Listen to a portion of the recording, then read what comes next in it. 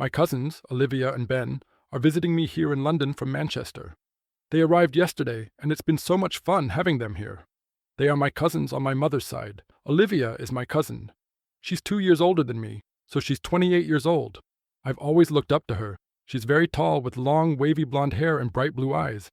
Everyone always says she's very pretty and stylish, but more than her looks, Olivia is incredibly smart and witty. She's studying graphic design and is very passionate about illustration. She's also very outgoing and loves meeting new people, so she's been enjoying exploring the city.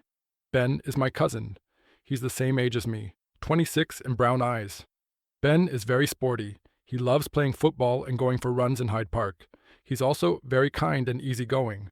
Sometimes he can be a bit reserved at first, but once you get to know him, he's very loyal and has a dry sense of humor. He's been really interested in the historical sites here in London. Their parents, my aunt and uncle, couldn't make the trip this time, so it's just the two of them. Olivia is very responsible and always makes sure they know where they're going. Ben is more laid back and goes with the flow. They are quite different in some ways, but they get along really well and are very supportive of each other.